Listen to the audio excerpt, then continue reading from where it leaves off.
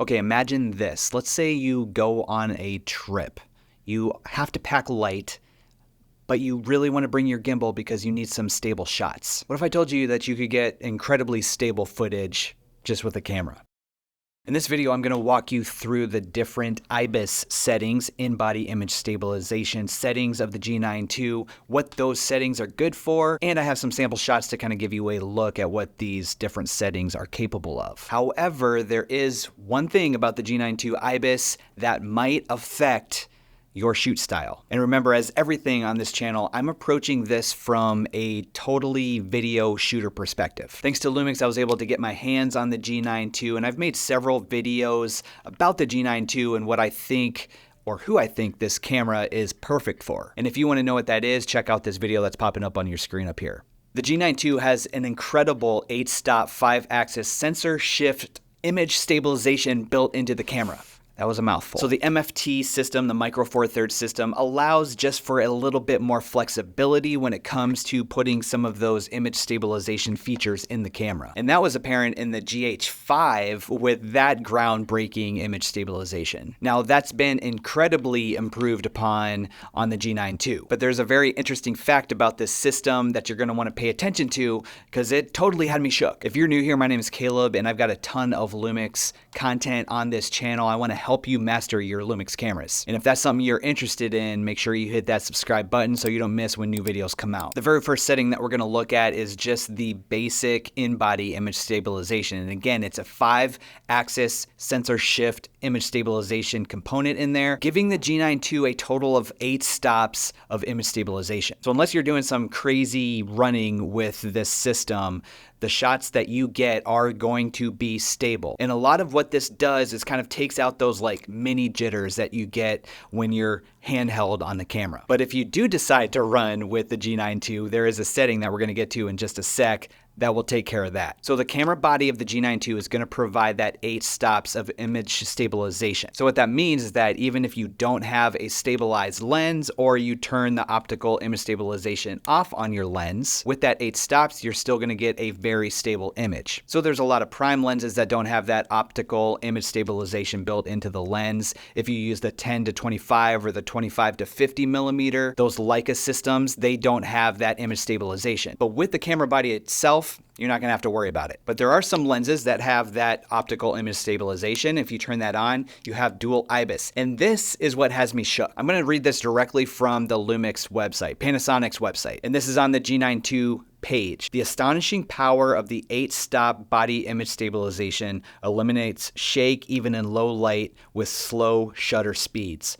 while the 7.5 stop 5-axis dual IS 2, second version, provides powerful image stabilization. Wait a second. That means if you flip on the dual IS on the G9ii, it actually goes down a half stop. So what this means, and I had to confirm this with Sean Robinson from Lumix, in some of their testing, once you get up to a certain telephoto length, somewhere around that 140 millimeter on a Micro Four Thirds lens, which I don't have one with that reach, that it would actually be better if you turned off the optical image stabilization on your lens and just relied fully on the body stabilization of the G9ii. Because what's going to happen is that some of the elements in the lens are going to have to totally change to provide that stabilization support and that extra half stop once you get to some of those telephoto lengths. But let's say you're on the 12 to 35 or the 35 to 100 millimeter, those Micro Four Thirds lenses that a lot of us use, you're going to be all right with that dual image stabilization. But it just blew my mind that once you get to some focal lengths on some of these lenses, that it's actually, the stabilization is worse than if you just use those single body stabilization of the G9ii. So I don't know if that affects you. I don't know if that affects your shooting style.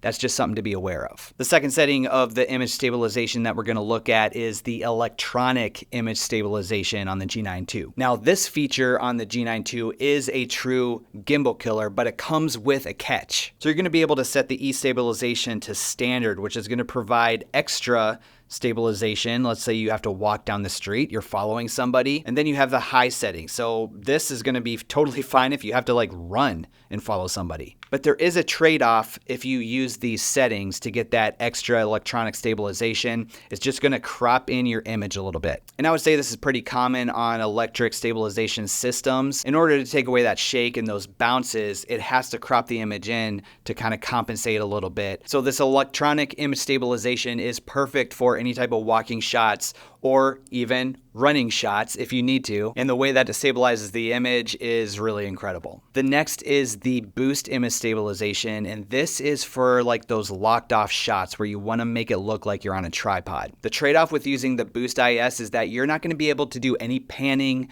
or tilting or walking or any movement with this, because the purpose of it is to lock the shot off to where it looks like you are on a tripod. So if you're doing some scenery, landscapes, or just static shots, and you need to do them handheld, you don't have a tripod with you, use the Boost IS in that situation. And this setting is incredible because there's like hardly any shake. And then the last setting is going to be that anamorphic image stabilization, and you just go in and pick the de-squeeze feature that you are using for your anamorphic lens. I don't have any Micro Four Thirds anamorphic lenses with me right now, so I actually can't show you this feature, but just know if you are into using anamorphic lenses on your Micro Four Thirds system, this is where you would go to get that stabilized image with whatever squeeze you're using on those lenses. And then you'd be able to do a ton of anamorphic handheld work. All right, so there's where the image stabilization on the G9ii comes in, and some of those situations where you might be using these different types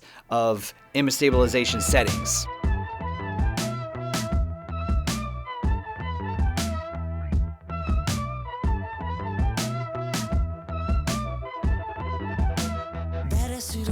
It's about to get real. Never ever seen a thing like this revealed. Hold on tight, give up the fight, embrace your soul. It is coming and you won't let down.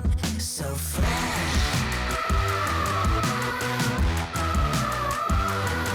So